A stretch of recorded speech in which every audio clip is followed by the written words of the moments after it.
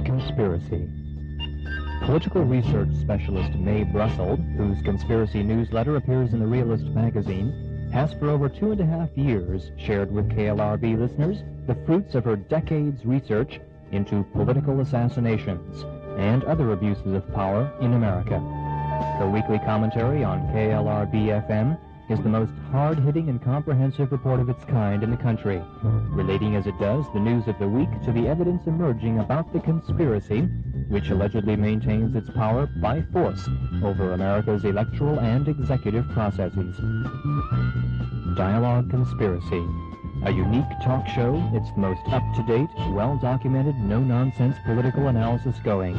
And it goes over KLRB FM 102 on Monday afternoons at 5:15.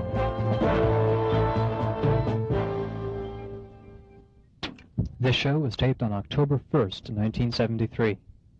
Welcome to Dialog Conspiracy, and this is our 120th week discussing political assassinations and conspiracies in the United States.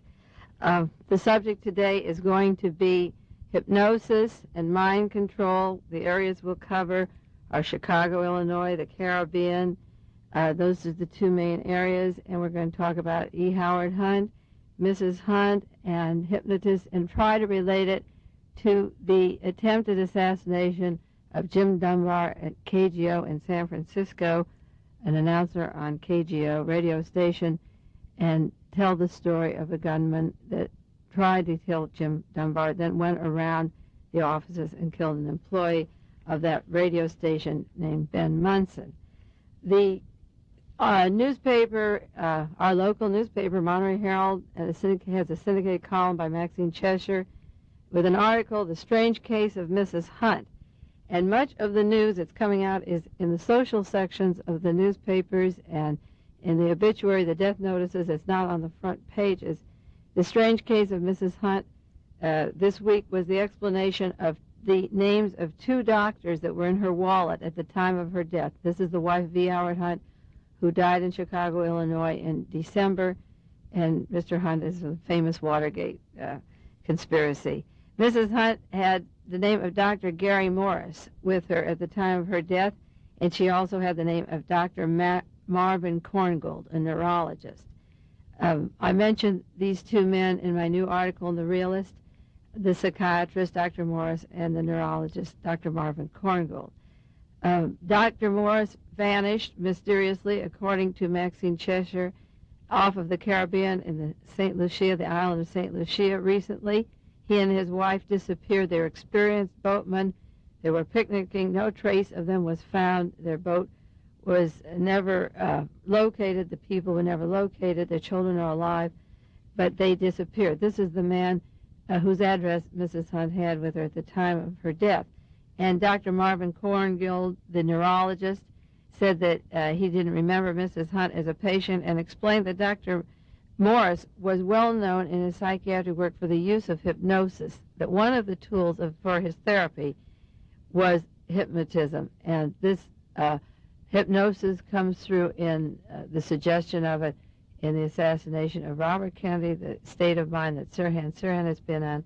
And the subject today that we're going to go into is the possible use of hypnosis on Lawrence Kwong to achieve the effect of terror on radio announcers and controversial radio stations in this country that would continue to take the position that KGO is doing as they become more progressive in exposing some of the truths that are coming down in this country. It was September 27th on Thursday morning that a gentleman named Lawrence Kwong walked up to the window at KGO and stared at Jim Dunbar. The radio station is on the street Golden Gate, and stared at him and pulled a gun and aimed it at his head. It was a bulletproof glass, and he took 3 shots, and Jim said right away, "Hey, will you call the cops? I just had a guy take a shot at me." And Jim Dunbar was in a state of shock, went off the air. Mr. Kwong went around to the office building inside, where he ran into Ben Munson, an advertising account executive, and put 5 bullets into his body, and Mr. Munson died the next afternoon. Mr. Kwong then went outside to Hastings College of Law a few blocks down the street, where he was seen reloading his gun, and somebody was chasing after him from KGO, and they said, hey, don't go for him, he's reloading his gun, and he took bullets, 4 or 5, and killed himself. The cover story, the news accounts are the usual kind of thing which you can accept or you can question, depending about how suspicious you are or how much you want to take at face value. It was described as a senseless shooting, a motiveless, meaningless kind of death for these people. Herb Cain referred to Mr. Kwong as a gun-slinging nut. If it were a conspiracy, I once did a show on the killing, what I thought was the killing of Robert Crown, who was jogging up in Sacramento, the assemblyman who had the deciding vote for the death penalty up there in the committee. And I'm going to throw out on the program today, because this whole incident just took place last Thursday, and this is Monday, my analysis of, there's just a few news articles out on the subject, but why I would be suspicious of this particular murder, of murder-suicide of Munson and Lawrence Kwong. In the first place, KGO is a very controversial radio station. It isn't a station that is as quiet as it was 2 or 3 years ago. You couldn't mention conspiracy on that program. Since Watergate, it's very open. I was up there and did 4 hours with Bob Trevor. I did another 3 hours or 4 with Roy Elwell. There was a time last year where they used commercials, and they had the Dialog Conspiracy and Mae Brussell, and they had me talking about political assassinations last fall through the summer, and that was a commercial that they had for the station, advertising Dunbar show and Jim Eason and other shows. And they talk conspiracy. They refer to my research all the time. They don't agree with everything, but they read it. Roy Elwell has read parts of The Realist on the air, and they all refer to the work down here, but not only my work. They bring up provocative questions, and there are very few stations, AM stations, around the United States that have this freedom. I know, because when I refer to KGO or KLRB, around the country, there are very few stations that you could get away with this kind of programming or talk about this kind of subject. The time of the shooting incident last Thursday, there were 2 guests on the station. One had just completed his interview, and the other one had just begun. The one that was talking was Jerome Waldy, and he was talking about the possible impeachment of Vice President Agnew. The one who was just talking at the time of the shooting was Stephen Wasserman of the National Lawyers Guild, talking about a people's lawsuit that there's a group set aside that want to set aside the 1972 elections. The people of the United States of America plaintiff versus Richard Nixon, Spiro Agnew, John Ehrlichman, John Mitchell, Robert Haldeman, Patrick Gray, and Richard Kleindienst. They didn't get far into the show. The man standing outside looking in the window, Lawrence Kwong, was smiling and staggering and grinning at them, and they felt a little uneasy about him. But Representative Waldy was through, and the next speaker was on, Mr. Wasserman, and he hadn't got very far.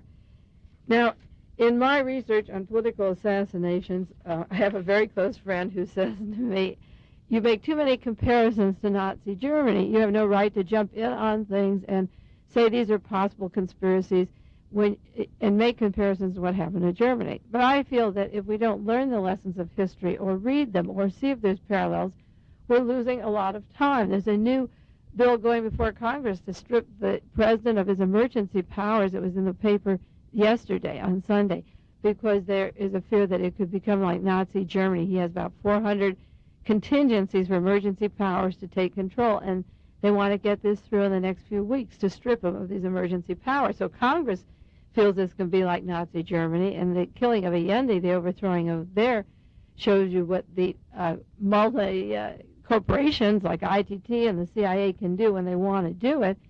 So the lessons of history, to stay consistent with the research, I can't put them aside when these little incidents happen.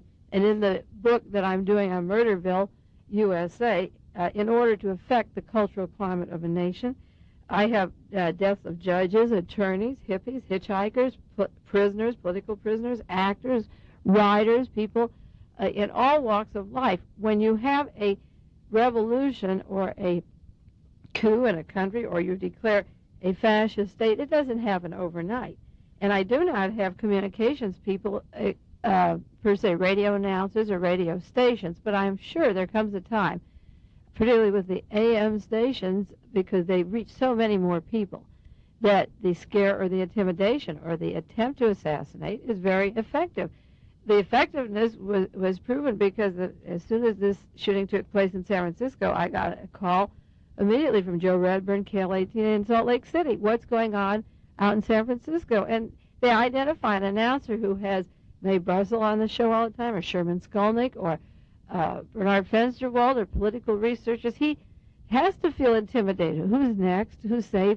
And they want to rule out of their mind, tell me you don't think it's a conspiracy, what's happening out there. So my phone was ringing a lot all weekend, and people were concerned. And radio announcers have a good reason to be concerned with the scare tactic. Just this week, Ralph Nader went before the United Nations, and this is very important. He gave a speech before the United Nations that was printed in the Washington Post. I didn't see it in my papers out here out west. And the problem he posed was that we have to check into these multinationals that are taking over particular countries, and he suggested that people should investigate who is taking the land from various countries, what minerals and resources are being taken, what amount is being paid back into these countries. But the important thing that was mentioned before the United Nations was that these large corporations are changing the cultural climate of the country. They're transforming the social structure and the cultural climate as well. Not only economic, but what comes over the air. Well, I know that in Greece, that was overthrown with the help of the CIA and the military junta was put in, they affected the choice of the radio stations, what is said, the intimidation or closing of radio stations, newspapers, dress codes. So before the United Nations, the subject came up, Mr. Sunkel from Chile and Ralph Nader were talking about the problem of the not only economic but the social structure of these nations being overturned. And certainly the radio is a big part of the social structure. It's very educational. What's going on in San Francisco, KGO, around the clock is very educational. So with that in mind, and remembering the comparisons in Nazi Germany, the book that I have on inspection for disarmament, there's a section by E.J. Gumbrell, a professor from Heidelberg.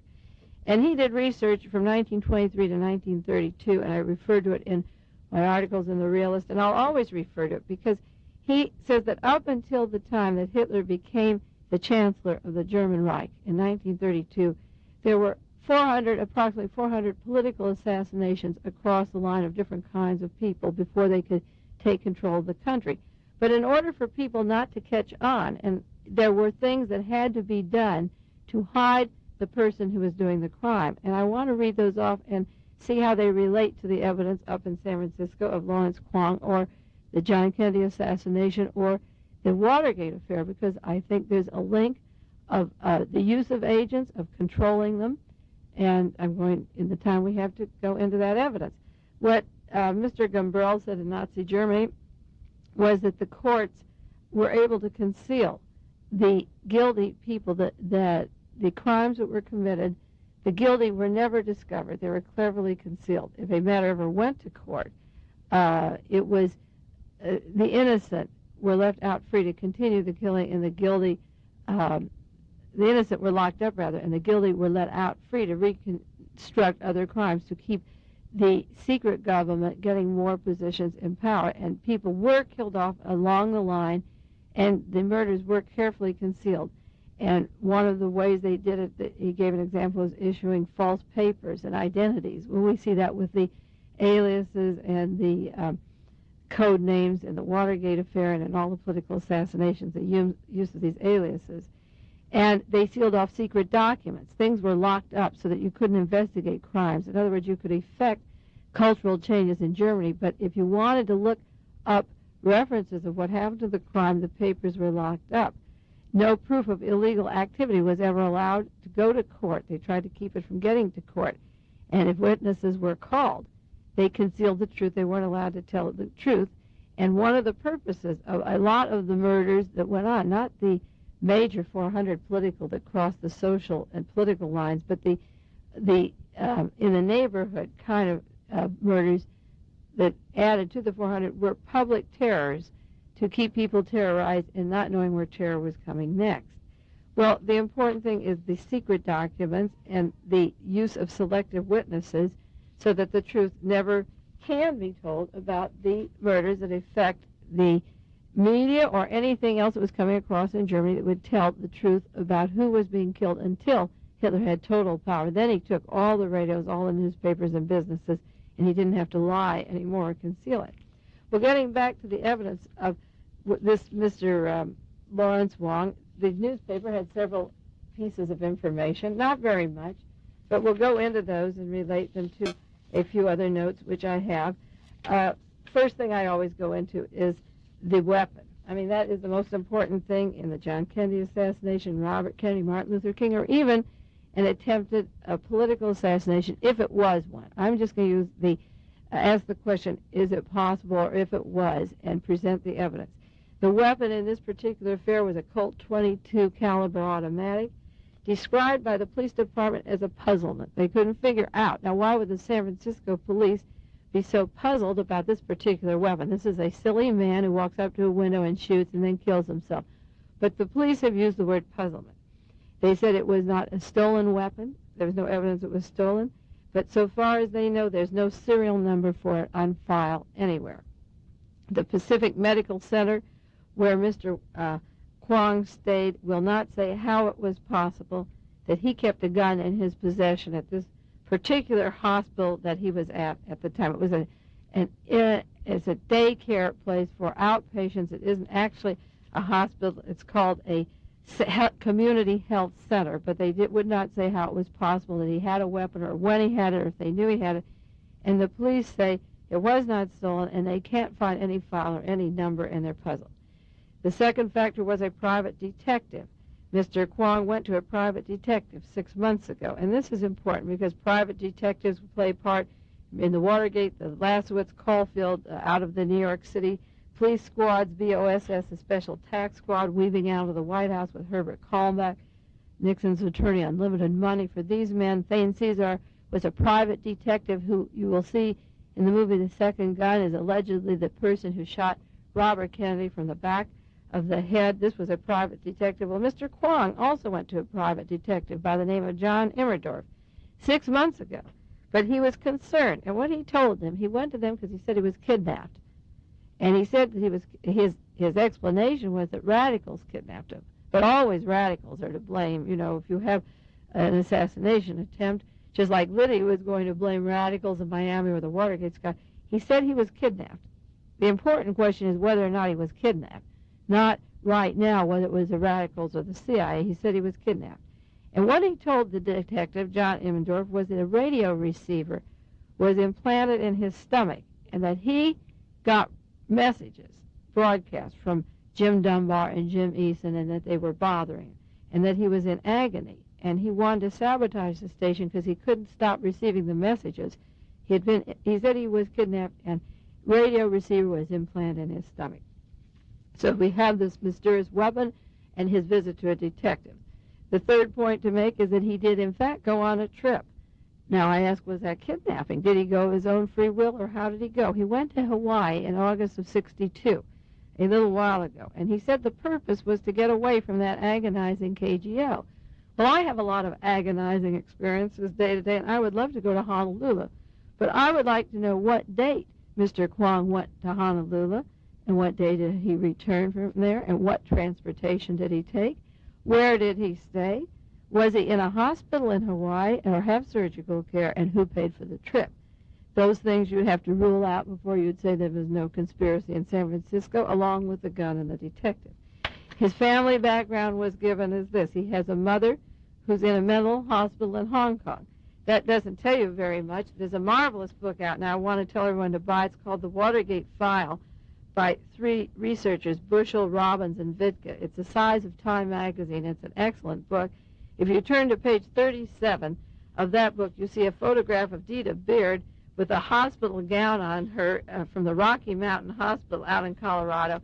And if you look at that picture, it's worth putting up on your mantle and saying, this is the face of America. She was once one of the most important women executives in the United States. And you look at that angry face with tubes coming out of her nose and around her head and neck, and Rocky Mountain Hospital, where her chic wardrobe for cocktail parties for the president of ITT she used to attend, she's in her little bracelet with her hospital name, and you think of the mental condition that the media would have you think that Jim Garrison had, or Margaret Oswald, or Deirdre Beard, or Martha Mitchell. So having Mama in Hong Kong doesn't tell us very much. Now, the father of Lawrence Kwong, they said, lives in this country.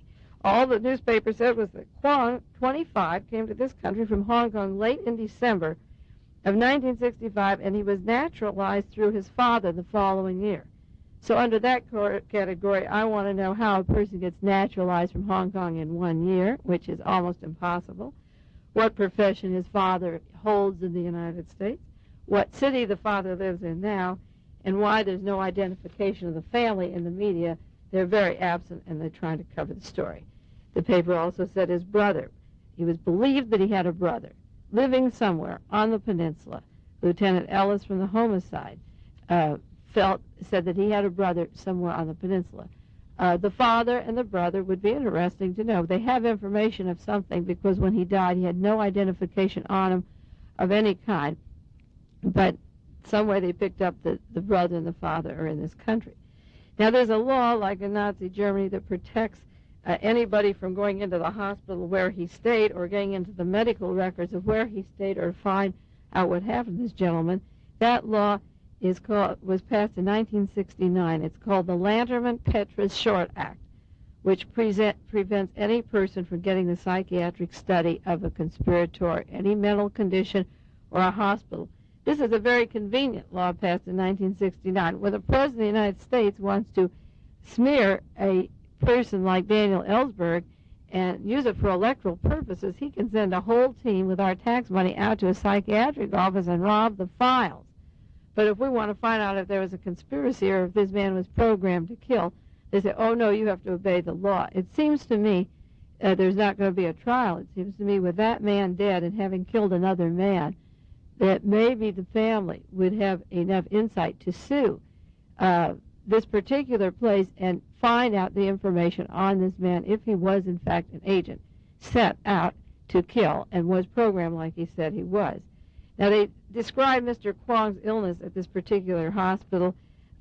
His behavior or the way he moved around didn't indicate that he was dangerous to the psychiatrist. They wouldn't ascertain how any diagnosis came about him or what he was saying about the people at KGO. They gave out no information. The Pacific Medical Center for the West Side Community Health will give out no information at all, even though there's 2 deaths.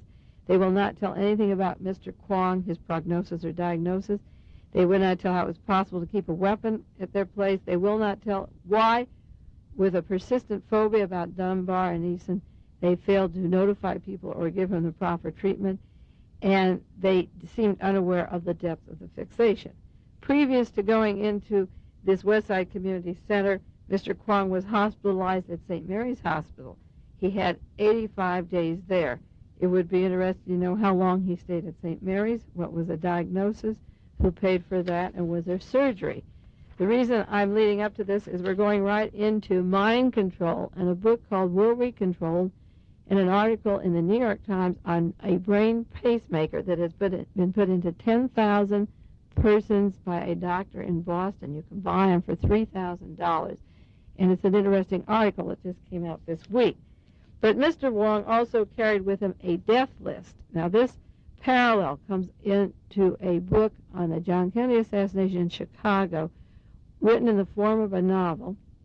Mr. Kwong had a death list with the names of people at KGO. I think that the news media now is playing up the fact that the mental patients that are getting out are doing multiple murders. Remember the first of the year in January 1973, Ronald Reagan wanted an institute at UCLA to study the causes of violent behavior, and on the board of directors of that group are men that have done brain surgery, brain modification, and Nazi German scientists funded by CIA foundations. As a matter of fact, it was Senator Sam Ervin that said, hold up the money for this until we find out more about it, and that was from Washington. But in the State of the State message, Ronald Reagan wanted his institute to study the causes of violent behavior so that violence would be ended by 1975. They also wanted to build in California prisons for mental patients. This is one of the reasons to close mental patients. One would be in San Bernardino, and then the use of Vacaville and down in San Diego.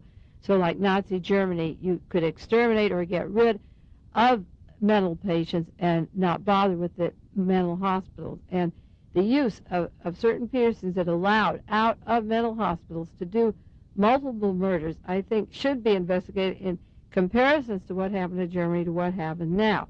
74 people have been killed by former mental patients. Edmund Kemper up in Santa Cruz.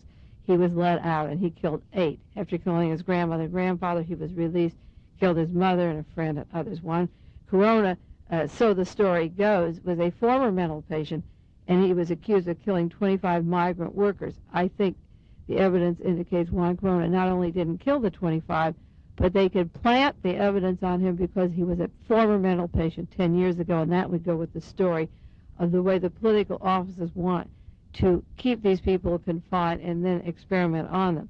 Herbert Mullen from Santa Cruz is supposedly the killer of 10 or more, maybe 14 or 15. I don't believe he killed that many at all, and certainly not those 4 kids that were in the tent. And the Santa Cruz story of the Oda family is wide open of all these murders.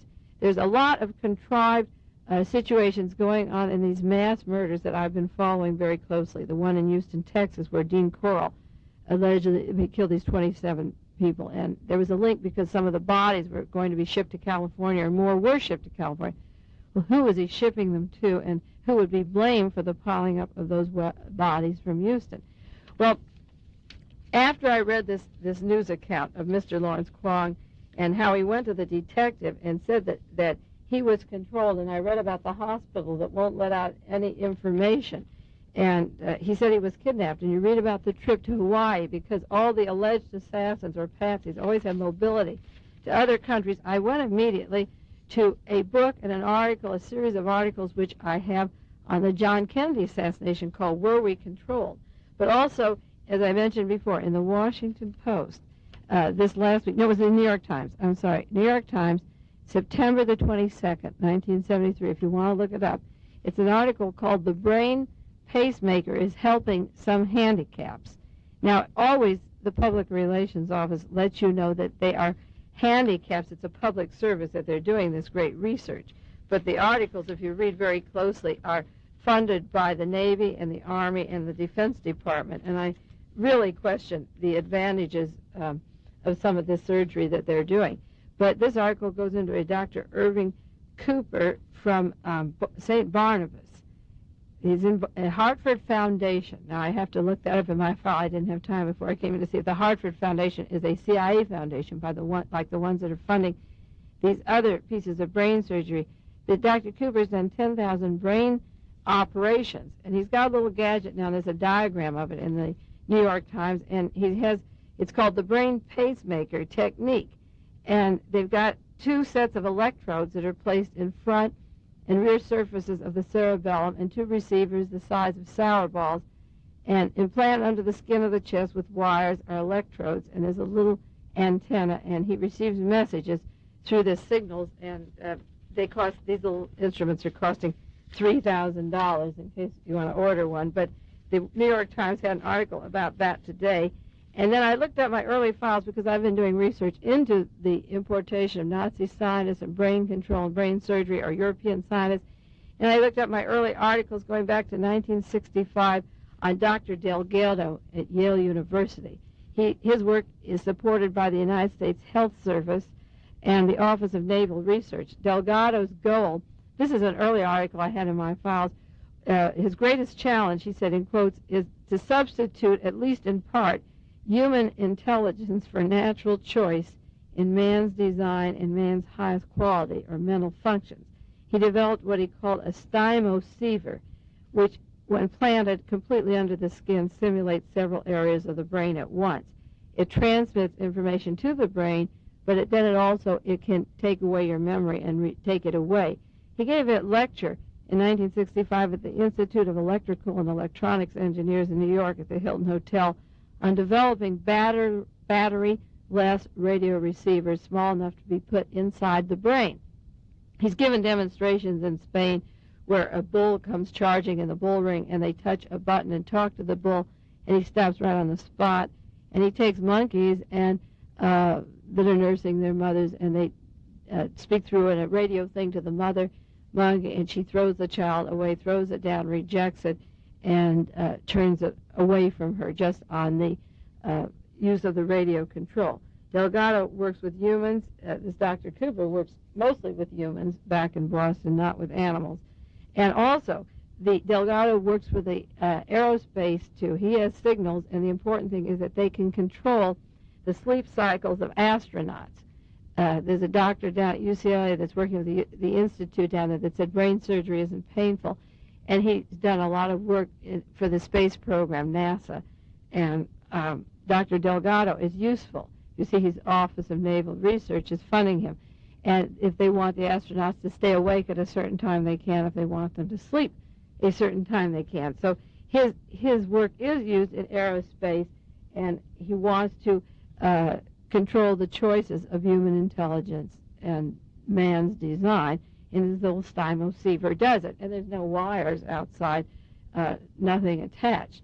Well, I went into my library of research this morning when I was thinking about what this man said, going to the detective to say he was kidnapped, to say that he's controlled, that he's in agony, and he's receiving these messages. And I pulled out a research book that was written in 1967, that's shortly after the John Kennedy assassination, 4 years later, printed by University Books in Hyde Park, called Were We Controlled? The author is Lincoln Lawrence. And while I read it in 67, it's been a long time. I didn't know who Howard Hunt was or the Watergate team. And I was reading it with different eyes, and I was fairly new. That was just a few years of research I'd done at the time. Lincoln Lawrence was a man who worked with the Defense Department for 25 years. And he worked in newspaper work, magazine work, broadcast, and media. So he had a pretty high job. At the time of the Kennedy assassination, he was in the Department of Defense. And he got information about a book in Chicago while he was in the Department of Defense on the killing of President Kennedy. And he was told, go to Chicago because somewhere is a black book, he described as a black book, about the assassination of John Kennedy. And he was told there was a novel somewhere floating around there, and that this novel was about three men who were in on the killing of John Kennedy. And in the beginning of the book, he says, we were told there was in existence a report that named three men who concocted a diabolical plot to kill John Kennedy. He went out looking for a 58-page book in Chicago. Now, it's interesting that it was Chicago because that is the city where John Kennedy was supposed to be killed. There was a second man by the name of Lee Harvey Oswald. There was a Secret Service agent by the name of Abraham Bolden that came out from Chicago, lived in Chicago, and he went to the Warren Commission as soon as they were assembled and told them about a counterfeit operation that he uncovered in Chicago, and in the course of finding them, he found these men that were going to assassinate President Kennedy. It was supposed to take place November the 1st at the Army Air Force football game, and the plot was real. What happened to Bolden was that he was taken away and placed under house arrest when he gave this information to the officials in Washington. He was a college graduate, educated person. He had been in the Secret Service since 1960. He spent 6 years in prison from 1964, when the Warren Commission was working. He spent 6 years in prison, got out in 1970. That was his reward. He was arrested. He was denied counsel and locked up for 6 years because he tried to explain about the plan to kill President Kennedy in Chicago.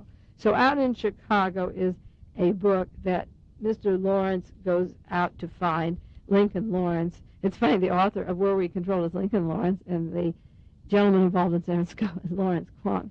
But there's another comparison of names because he locates, it took him 3 years to locate that book on and off because he knew it existed, and in that, it was a novel, a 58-page novel. And in the novel form, it described the control, the electronic control and surgical control of Lee Harvey Oswald and the counterpart of Jack Ruby and the manipulation of the seed, the grain, and the oil market on Wall Street the day that Kennedy was killed. Well, the novel he found was written by a man by David M. Warren. I went right away to my file on the Watergate, on the alias file. I have over 700 files. I went to the alias file because it was described in the front, the blurb, as an explosive documentary novel, and he describes in Where We Control the difference between documentary and novel. But Edward L. Warren was the pen name of E. Howard Hunt during a lot of his espionage work for the White House, and Howard Hunt was in the CIA since the OSS days, and at the time John Kennedy was killed, of course, and so was James McCord. And McCord and Hunt worked with the U-2 flight that Lee Harvey Oswald worked on, and I have that in my new realist. I mentioned that briefly. But Edward J. Warren was a name that James McCord used as his alias, and Edward L. Warren was a name that Howard Hunt used as an alias also. And this novel, written by David M. Warren, that came out at the time of the Kennedy assassination, that was floating around Chicago, certainly should be investigated, because we know that E. Howard Hunt was pushing all these novels under various aliases, and as time is allowed, I hope we all have time to read them and see if there's any similarities to the other assassinations. Well, at the opening of this novel, it describes an explosive documentary novel. The blurb on it says, it blows the lid off the secrecy of facts on the Kennedy assassination. There was a plot contrary to the Warren Commission. This is what the novel says. There were two directors of the plot and a third person and a key man. The story of the novel is about a marksman, other than Oswald, that fired a fatal shot, that Oswald was the dupe, and he was used. And the conclusion of the novel at the end is that a private investigator finds a diary. See, he's writing a diary, and it's a little black book that carries a detailed account of the plot to assassinate the president.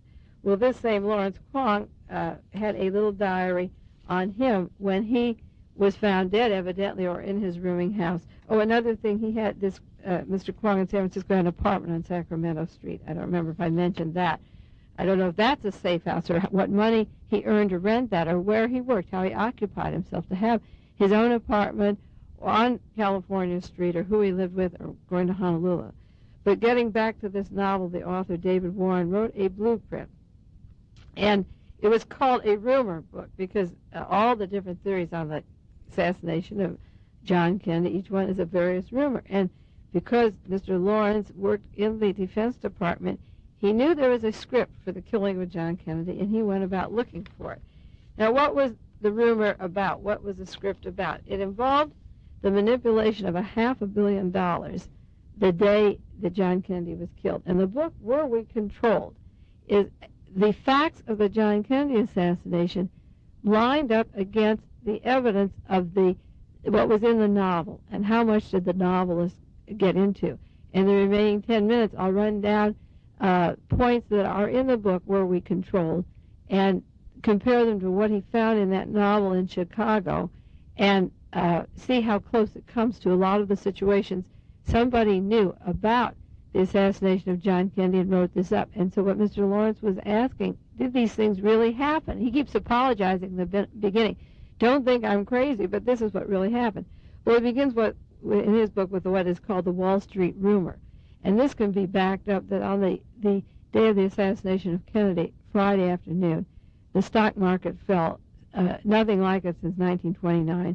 And the people on Wall Street said it couldn't be accidental, that only the death of a president could cause such a drop. And it did drop, and a certain group of international criminals, he calls them, Germans from Argentina, intellectuals and scientists and so forth, he traced them to a group down in Argentina, could have profited, and he traced it to a particular corporation and group larger than ITT, a secret group that has communications under the ocean and all over many countries, 80 countries, a network of communications from Europe and major countries. And this particular group profited, and there's a $500 million profit because they sold their thing at a top thing and the market was dropping. It involved what he called the scandal of, we're talking about the grain scandal now, the grain caper. It involved barley, corn, sorghum that was to be shipped to Austria for German and Austrian firms. It had to do with international control and the manipulation of $30 million in Swiss banks and dummy corporations and commodities, and there was a case in court about it. It had to do with crude oil and a corporation in New Jersey and Argentina, a complicated financial mess that took place the day that John Kennedy was killed but got lost in the media. But there were suits and investigations in California and New York, but it was such a complicated web that and nobody associated with the assassinations at the time.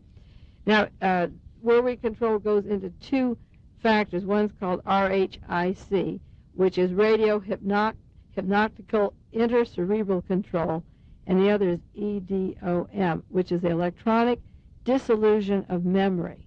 And he uses the example of Jack Ruby totally losing his memory but having half recall, and that's why he could give certain clues about certain Nazis or Germans, because he feels at the time that he was being hypnotized or getting under control and getting ready to kill Lee Harvey Oswald, that he heard just enough before he went under, that he kept bringing it up, and some of his memory was gone and some remained.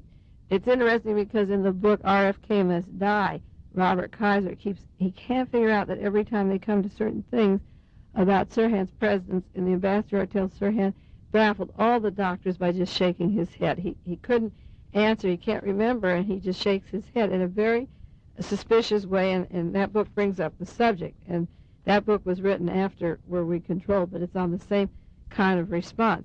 And this man from the Defense Department, Mr. Lawrence, felt after reading the book that he got a hold of that it was very possible that there was this intercerebral control. He brings up the point that the United Nations, UNESCO, has an international brain research organization that they know about the control of memory and the dissolution of memory. And the book goes into the research of Delgado that I mentioned earlier in his brain experiments at Yale University. Now, he talks about the application of post-hypnotic suggestion that's triggered by a radio transmission. And an individual is placed under hypnosis, and with or without his knowledge, it's called narco-hypnosis, that he can be taught to respond, and his behavior can be played back, and these controls can work for an unlimited time. At the time of the investigation, Jack Ruby's trial, there were several psychiatrists that testified, and they couldn't figure out what was going in Jack Ruby's head. A Dr. Bromberg from New York said he was they use the word preset to attack, that there definitely was a block in his thinking. A Dr. Guttmeyer from Baltimore said that Ruby's brain had been damaged, but there was no way to figure out how. And Mr. Lawrence says that this same application could figure. In the testimony of the trial, they said he shows a functional psychosis, but not organic. And the judge asked him to define. And he said a functional psychosis is a psychotic condition for which there is no known organic cause, and he does not have a brain damage. Dr. Schaefer testified at Ruby's trial, and he's on the staff of Yale University in psychology, the same place that Delgado comes from. And he testified that Ruby lost the ability to control his own actions.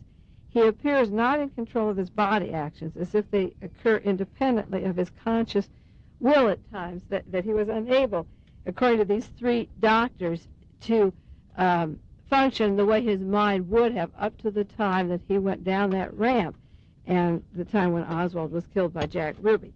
At the very same time that the assassination took place that week, there was a guest, or just previously, a Mr. Delmar, who was a hypnotist at Ruby's nightclub. And a lot of persons looked for him after the assassination. He was never witness before the Warren Commission. He was afraid of his life. He fled. And the subject was brought up, was a hypnotist in close contact with Ruby, because once they're hypnotized, you can put them under and then do these procedures that, with or without their control. As I say, there's no problem. Ruby was a perfect group, picked by the group because he was a perfect type. And the book, Where We Control, keeps referring to the group. The novel, written by Mr. Warren, refers to the group that did this to these individuals. But at the Watergate hearings, you hear about the team or the company. There's very much going on about the company, like the Borgia stick. So the question is, did the group, based upon the novel, the little novel written by Mr. Warren, it seemed to fit in with the testimony of the witnesses. Now, Honeywell Incorporated admit that they're making instruments to penetrate man's mind, and there will be a distortion of our perception. This is spoken about. There was a professor, Anthony Deutsch, who spoke in Berkeley, California in 1965, who talked about the ability to juggle our senses of time, that we would be working with distortions of memory and be able to distort orientations, and radio waves, ultrasonic signals, would block memory, and people would no longer be aware of time. This was a speech given at University of California, Berkeley in 1965, and Honeywell has talked about penetrating man's mind. The novel called A Rumor, the novel about Lee Harvey Oswald in the little black book, the man that would have been the hero of this particular book, had a radio concealed in him with tiny electronic charges and signals, and he took direction. So the question raised by Mr. Lawrence was Oswald controlled by radio transmission? Was he programmed for criminal behavior? Well, Oswald was in a radio factory in the Soviet Union, and the book goes into his contacts with Germans, and von Mohrenschildt, his best friend, his cousin, was an alleged German spy, Byron Meidel. De Mohrenschildt was apprehended at Corpus Christi by the FBI for possibly being a German spy. Oswald applied to go to Switzerland to Albert Schweitzer's school to broaden his knowledge of German. So the book goes into there isn't time now, to the use of the Nazi German scientists to plant these electronic pieces of equipment into the body and control. It goes into Lee Harvey Oswald going to a hospital for 11 days and having a mastoid operation, which is impossible to take 11 days. And at the hospital, he proposes to Marina Oswald, the agent who's to become his wife. Well, time is running out. I can't go into all the information, but I think the situation of this man in San Francisco going to a detective, asking for help, saying he was kidnapped, having a trip, no basis of money, a mysterious weapon, the hospital keeping secrets, like in Nazi Germany, the weapon's a secret. I hope that people in San Francisco Bay Area will go into this a little further. I guess they won't unless I write it in an article where I lay all this information out piece by piece and then say, well, let's go into those files if they're not destroyed and see who Mr. Kwong was. But until I find out, I'll still put this under my catalog of suspicious murders. Okay, murder and attempted murder and suicide. Okay, I'll see you next week. Stay well. Goodbye.